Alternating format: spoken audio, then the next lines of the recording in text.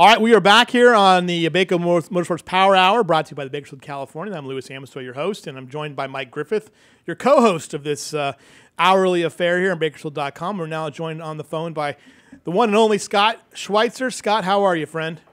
Good, Louis. How are you? Doing pretty good. Hey, before we get started with your results and everything, I wanted to tell you I thought it was really the event that we had last week at Texas 28 across the street here from the Bakersfield, California was really nice. I saw that you escaped into the game room thing pretty quickly and were never seen again. Is that true? Well, you know what? We've been talking to those guys about bringing that trailer out to the Bakersfield Speedway one night to show the fans what that's all about. So I did go in there and check it out for a little bit, and then I did have a prior engagement.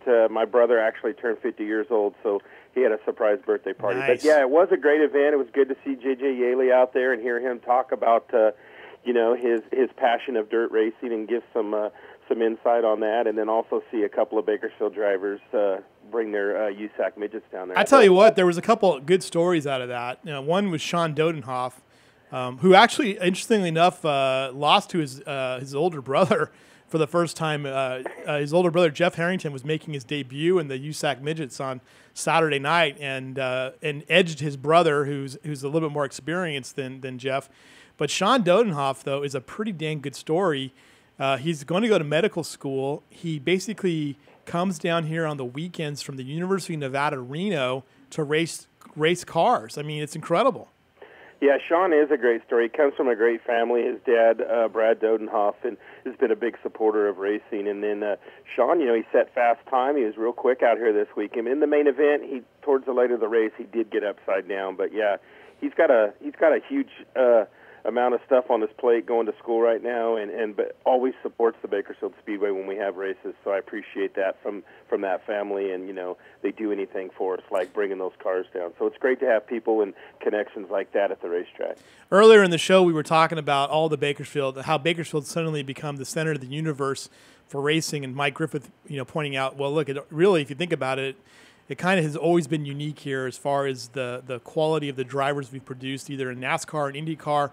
But, we had Ryan Reed running. We had Kevin Harvick. We had Casey Mears, all talking about being close to home, being at Fontana last weekend. And then, oh, by the way, in the Xfinity race, and I didn't realize this at all. I thought it was a one-off deal, but J.J. Yeley's car is basically Bakersfield owned, right?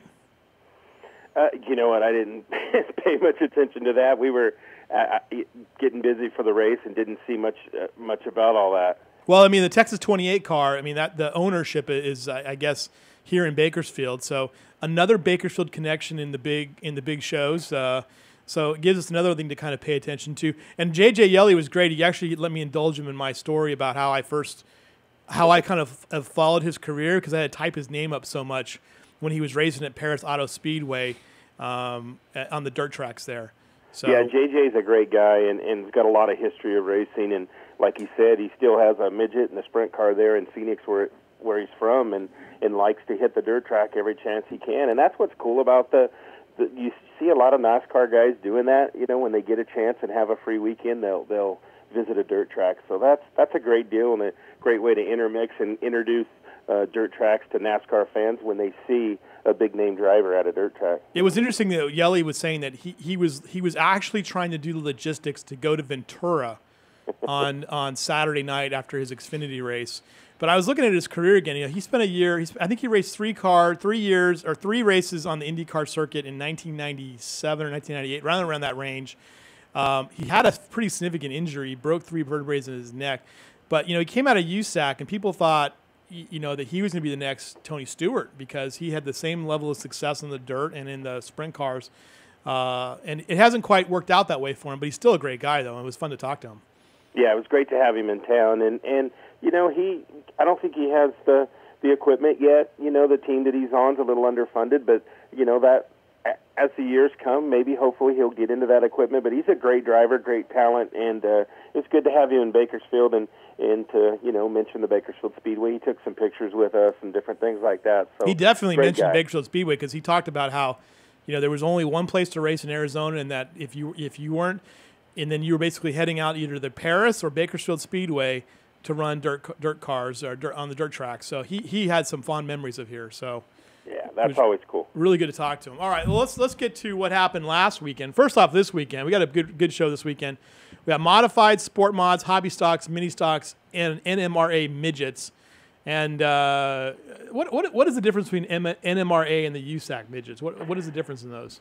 Well, basically, it's the same chassis. They use the wheelbase and the frame. Everything is the same. The difference is the power plant. The 3/4 midgets use like 750 and 650 motorcycle engines, and where a California Lightning Sprint has a chain to drive the motor, a 3/4 midget uses a driveline in the same fashion as a USAC midget. So basically, when back in the day when they had the Ford Focus midgets, and it's basically the same as a Ford Focus, just a different power plant.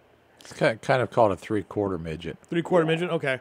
But in the sport mods and the go back to the other side for a second, Chris. The sport mods and the hobby stocks so far this season have been highly competitive so far. I mean, lots of great racing, lots of hard racing. Give me your thoughts on what we've seen so far early on. Well, the sport mods, yeah, the finishes, and like last Saturday night, the finish was fantastic. Gary Dutton put on a heck of a show, battling up there with Nick Spain-Howard and all the regulars that we have. It's really starting out. It's tough at the beginning of the year, so it's just setting the benchmark of what the whole season's going to be like, and that's very exciting for fans and hobby stocks as well. I mean, they're actually all our divisions. We've had nothing but great racing, 2-3 wide, and it's coming down to the last lap to find the winners. So. Got a great start to the 70th season out here, and really looking forward to keep it rolling Saturday after Saturday. All right, let's go to we got a bunch of stuff coming up here in April. You got the 360 sprint cars on the April 4th, hobby stocks, street stocks, and on April 11th. By the way, that's our Camp Out for Cancer Night on the 4th, and there'll be an Easter celebration with the first 100 kids receiving candy-filled eggs. And then you see the racing calendar through April 25th. And just a lot of racing every single weekend and a lot of big nights. You have the Jack FM night on the 18th and the ESPN radio night on the 25th. So get out there and see it. And this coming weekend, by the way, here's the next slide for you. $12 general admission, $10 senior, $10 for military with ID required, $6 for kids 6 and 12, and kids 5 and under are free. And Mike?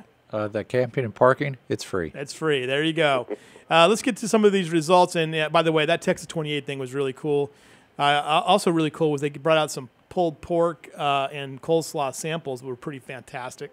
So we're just talking about the sport mod class on Saturday night, and we'll go through a couple of these pictures from the one and only, the legendary Tom Mocht. And here he is with some of these photos. There's Mr. Dutton on the lead lap there, the 97 car, and there he is with the win, and 2 trophy girls with him. Gary Dutton was the winner with Nick Spain-Howard. There's that name. Michael Johnson, Tina McGowan, Wayne Dotson, Billy Simpkins, Kevin Johnson, Cale Kankey, Jared Schweitzer, and Michael Black. And we talked about this, Scott, that any one of these names in this top 10 could win this race any given night, right? Absolutely. It's a tough field of sport mod racers at the Bakersfield Speedway. And, yeah, on any given night, I mean, if the cards fall in your favor, you're going to be out there in front. And when you get there, and I had a quick conversation with Gary Dutton about that on the tech pad post-race, and he was saying, he was out there in the lead, and he knew the track was wide and fast, and they were running 2 lanes, and he said it's really a difficult spot to be because you don't know where the guy behind you's going. So Spain-Howard did get past him, and he seen that the high line was the fast lane, so then he jumped back up there and passed him and was able to do it towards right at the last of the race and get the win. Nice, very good. That was an exciting race. The Lightning Sprints, here were some of the pictures that Mr. Mock sent us with the usual attachments of make sure you run this, you.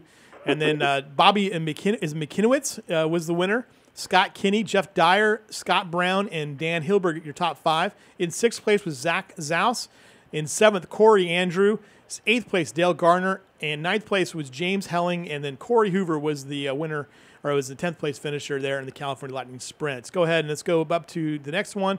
And the USAC Midgets, which I guess we could kind of consider one of your main events of the night. A lot of cars in the race and some great photos from Tom. And here was your winner. Your winner on the night was, go ahead and click to the results, was Ronnie Gardner out of Norco. Got to give a little shout out to the Inland Empire. Trey Markham, Scott Perovich, David Prickett, Randy Pankratz, Terry Nichols, Steve Davis, Shannon McQueen, Jimmy Vital, and Jeff Harrington finishing out your top 10. Give me an assessment of that race.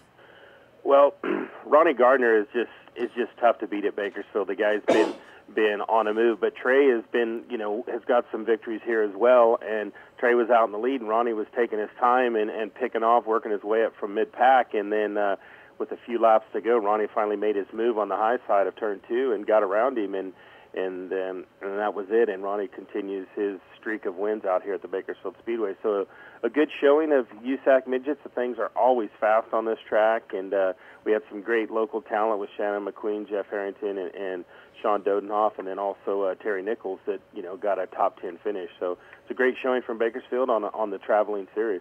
All right, we'll keep going here. American Stocks, and some more pictures there from Mr. Mock, and the winner was one of the Childresses. Brian Childress was the winner over Cody Sly. Mark Irwin finishing 3rd. Tracy Childress in 4th.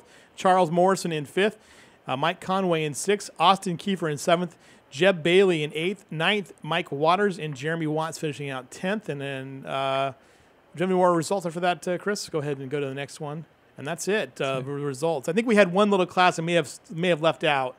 What was the other class that we had on? We had the IMCA Race Savers, which is a new division. The class is building. It's a wing 350 wing sprint car, which they were off. They only had 3 cars show up, but they're in the building stage. We knew that it's going to be a division that grows, no different than when I started the mini dwarfs. We started with 4 of them. When we're doing the mod lights last year, we only had 4 of them. But this division is going to be great to see grow in California, and we're really excited to have them 3 more times out here at the Speedway, and they get around fast, and it's been, I think, in 2007 the last time we've seen a sprint car with a wing on them, around this racetrack. So it was real good to have them. Looking forward to having them back here in a month or 2. Awesome effort. All right, thank you so much, Scott, for joining us here on the Bako Motorsports Power Hour.